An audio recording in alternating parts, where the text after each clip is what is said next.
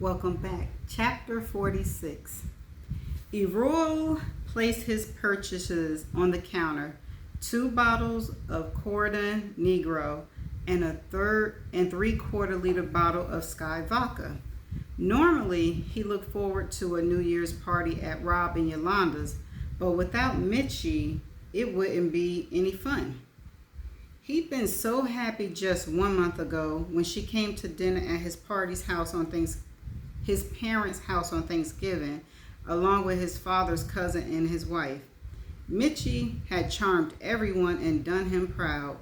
He'd known then that he loved her. He never met anyone like her.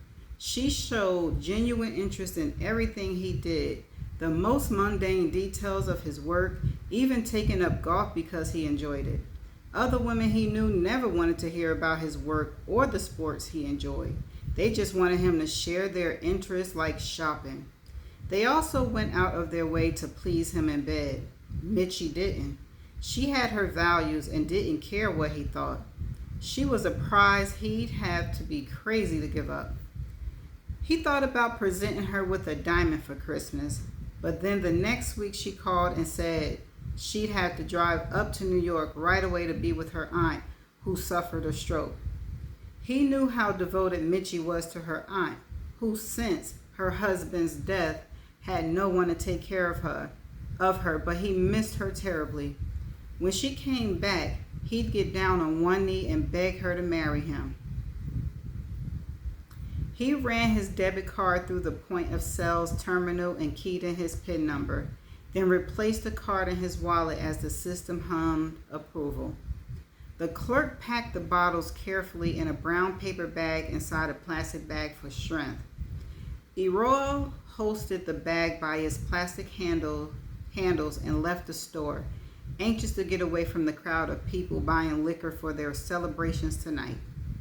As he walked towards his car, he caught a flash of red out the corner of his eye. He glanced up in time to see a tomato red bug just like Mitchie's pass by at the end of the row of vehicles. He smiled. Did he have ESP or something? Wait a minute. The woman driving the bug had the same light brown complexion as Mitchie. Uh-oh. She wore sunglasses and a baseball cap, but the lock of hair peeking out from beneath the cap was the same blondish colors as Mitchie's.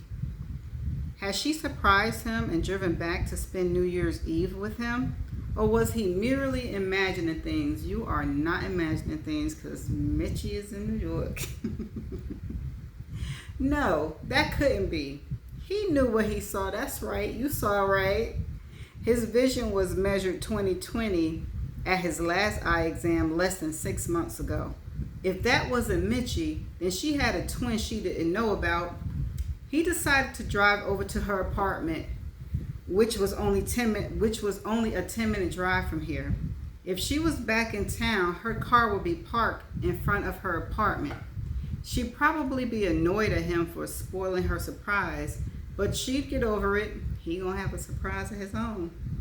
He had to know if that really had been her. Errol's heart beat loud as a cannon in his chest as he rounded the corner of Mitchie's apartment complex. Disappointment stabbed at him when he didn't see her car, because it's in the garage. He steered his vehicle into a U-turn, which, because of the narrow width of the parking lot, had to be done in degrees. When the car faced her window, he glanced up at it, just in time to see the blind shift into a closed position. Errol braked, then jerked his car into a forward gear and slid into a parking space. Those blinds hadn't closed by themselves. Someone occupied Mitchie's apartment, and he wouldn't leave here until he found out precisely what was going on. He bounded up the stairs 2 at a time and knocked on her door confidently. A voice that sounded very much like hers promptly answered. "Who is it?" "UPS."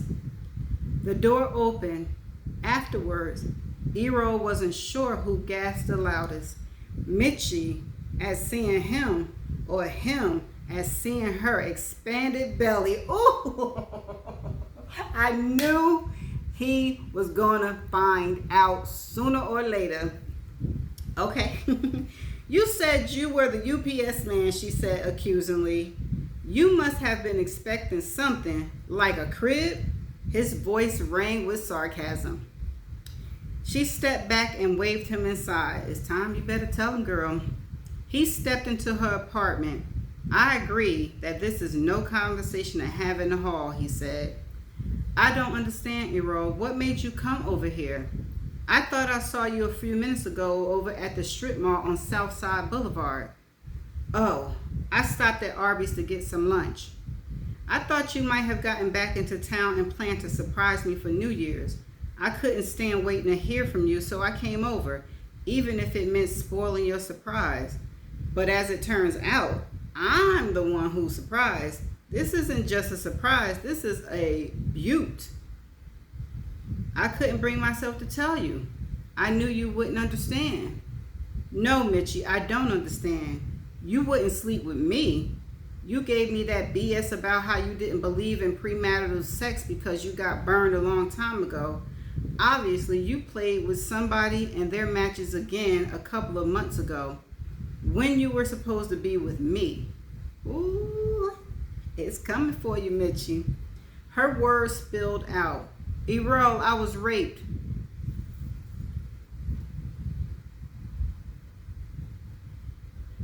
Mitchie, come on now. What? Mitchie launched into the story she had prepared in case he showed up unexpectedly. I didn't know how to tell you, she said with a sob. It happened in the parking garage at work. I stayed late one night. She broke off. I can't talk about it. When the doctor confirmed I was pregnant, I didn't know what to do. Before that, I tried so hard to put it behind me.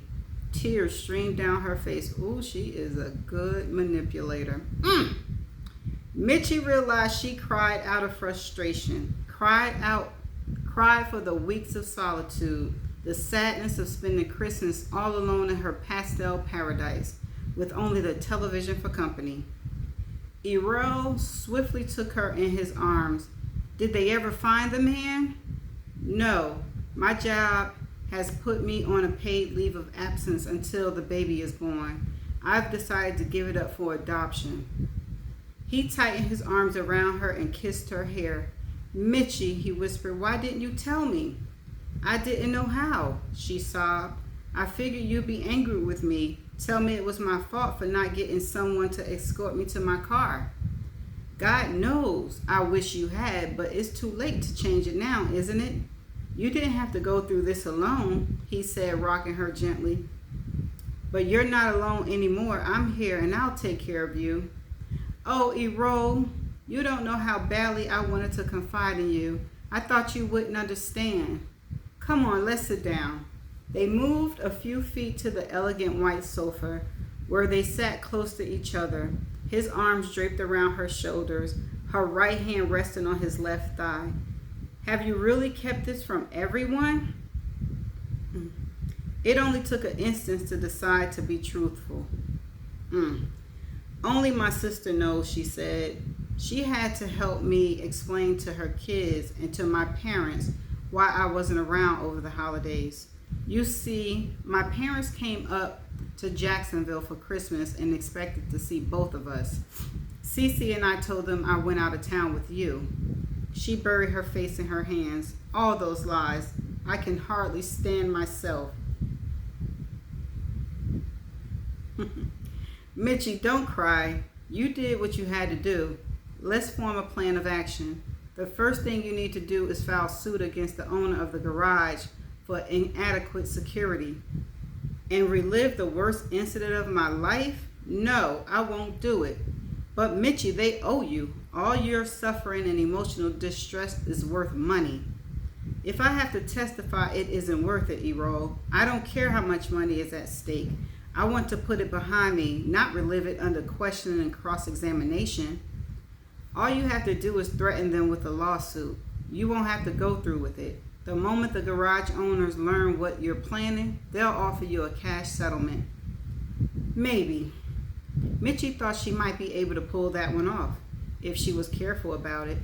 She still had the money she gotten from her former employer in West Palm, as well as her share of Great Aunt Yvonne's insurance proceeds, most of which she invested for nice returns on her money. She could claim it all came from the garage owners in the settlement, and Errol would never know the difference. I'll think about it. All I want is to feel like myself again, and I don't know if I ever will. Have you seen a counselor? Yes, she lied. Lying and liar. She helped me understand that it wasn't my fault. I'm not seeing her anymore. She accomplished what she was supposed to do, and that's it. All I want to do now is get back to where I was in life.